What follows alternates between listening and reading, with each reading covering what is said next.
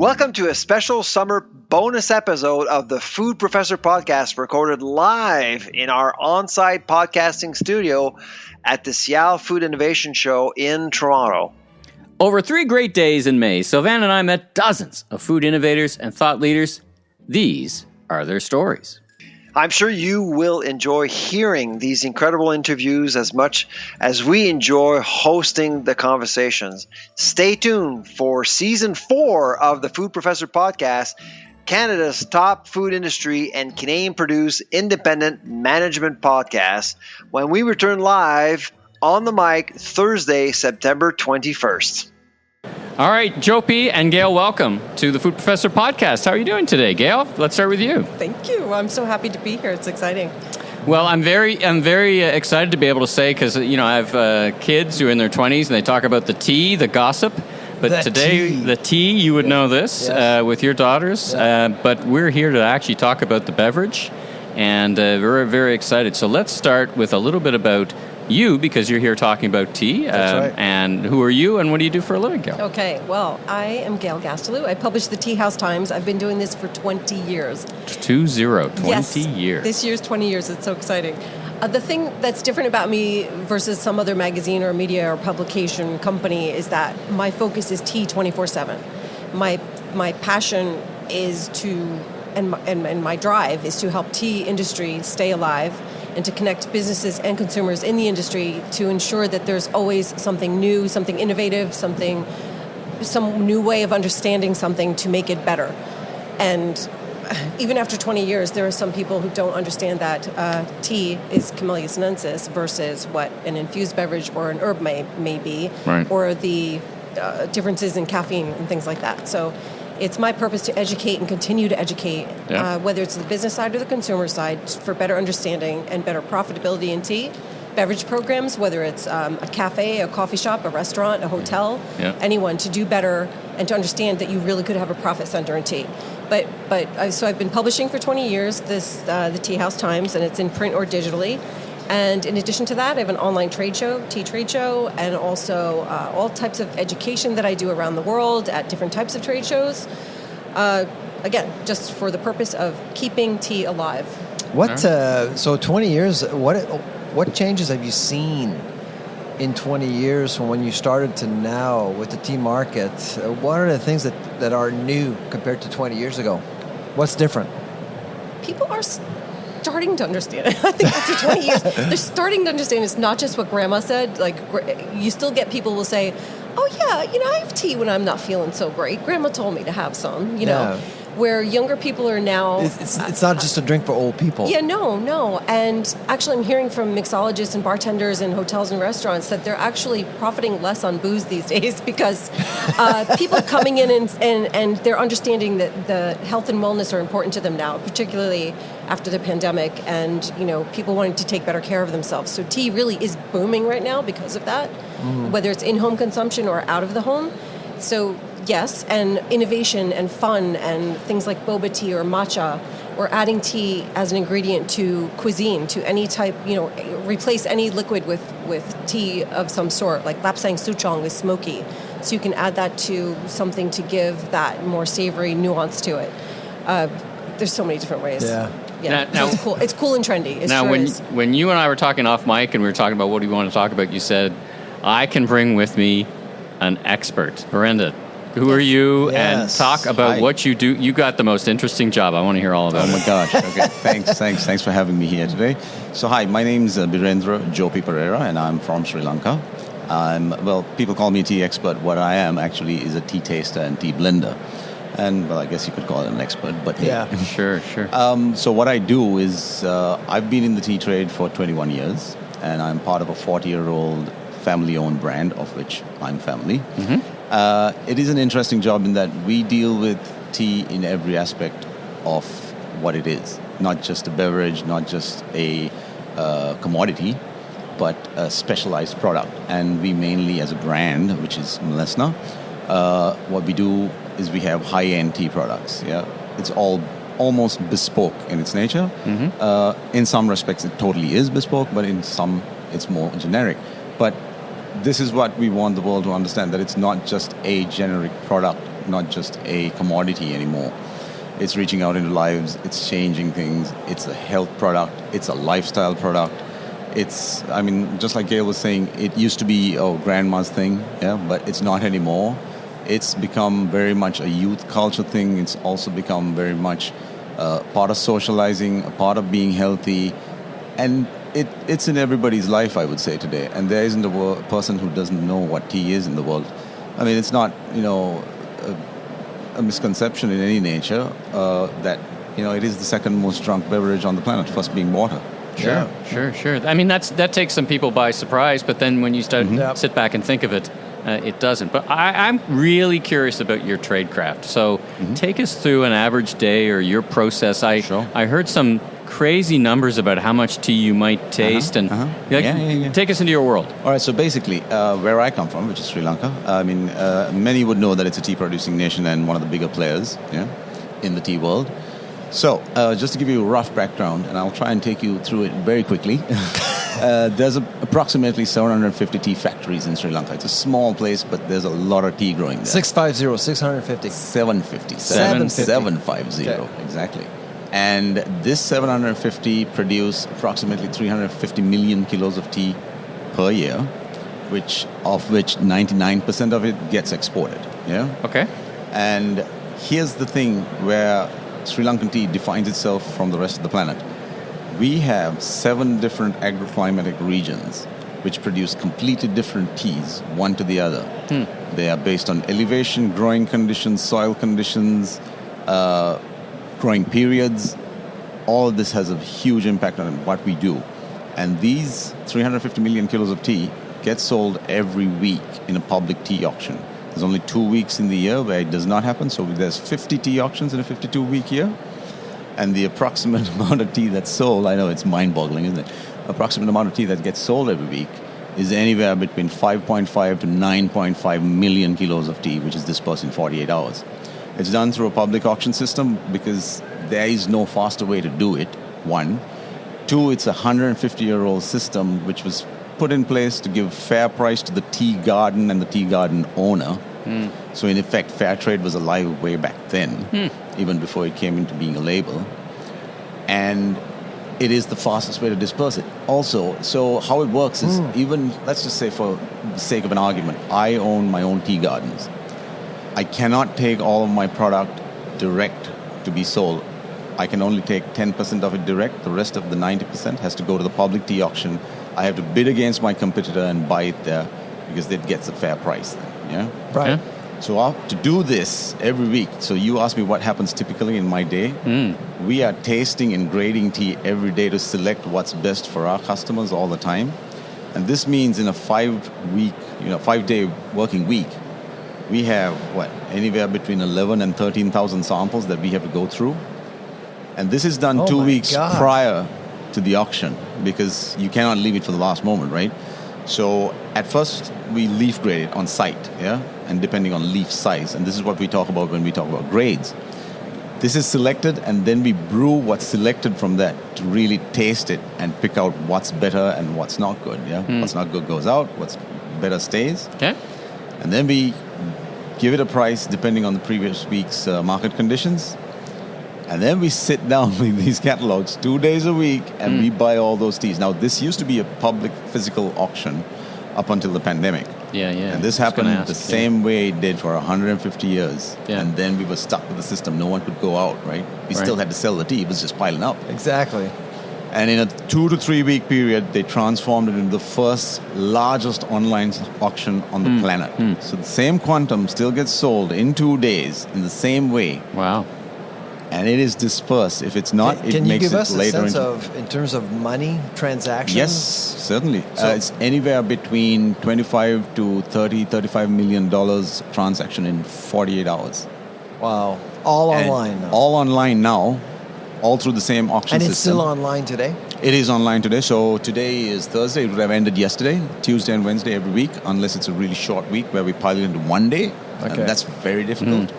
And they're relying on people like yourself to grade and know what to bid on. Absolutely. So you put the quality spectrum on it. So this is where all these tea gardens come through these tea brokers. There's 8 nominated brokers in Sri Lanka, and to get a brokering license is very difficult. You have to be a legal broker to deal this tea to all these consumers, who's technically me. So all the companies involved, and you have to be a registered tea business to be able to take part in this auction. Okay. And once you do, you select all these teas depending on the quality. So these guys, these brokers, would have to know what I want. And clearly, every week, you keep doing this, they know what I want. So if they feel something's a little better, they'll let me know in advance, pay attention to this. So there's a lot of communication between the different sectors of the trade. So you have your producer, your broker, your exporter or tea company like me. And we're constantly speaking to each other, all 3 of us, so that we know the quality that's going right now, so that they know what the market demands are right now, so that everybody knows what the market price is right now. And the world is our player. So we've got all the countries of the world who want to drink tea coming to us, asking us, buying our stuff all the time. And there's varying qualities, varying grades. It's phenomenal. It starts off with real cheap stuff, going to exceedingly expensive stuff. Some of it even like $200 to $300 a kilo when produced. Wow. We're just talking wholesale bulk product. Yeah? So, Gail, I want to know, how did you guys meet, and why? Because you're clearly 2 very passionate people about tea. So I understand why you're passionate. I mean, it's family. Absolutely. You've been involved. You were born into the business. Absolutely. What about you, Gail? I don't know how short I can make this. Well, not to pat myself on the back, but because this is my focus, I'm not a media company with multiple magazines of different topics where you just have staff that aren't specialized. Because I am ingrained in tea 24/7, the Sri Lanka Tea Board had been looking for who from U.S. should be their representation or media from U.S. to understand Sri Lanka better. And apparently they had done some research, looking through, asking questions about me to other people. Eventually they chose me. So I got invited to their country to see all the different tea growing regions. The Tea Board. And how long ago was that? This was 2017, January. Okay. And prior, because in August 2017, they had their huge conference celebrating 150 years in tea growing. And so they had brought me to overview the entire country. It was absolutely amazing. I got to stay on estates and private tea gardens, and you name it. I was treated like a queen. It was amazing. I like how they call them gardens. You use that term. It's a garden, right? It's not a field. I would call it a farm, or it's called garden. But it's called a garden. Yeah, you've used that a couple of times. Traditional term.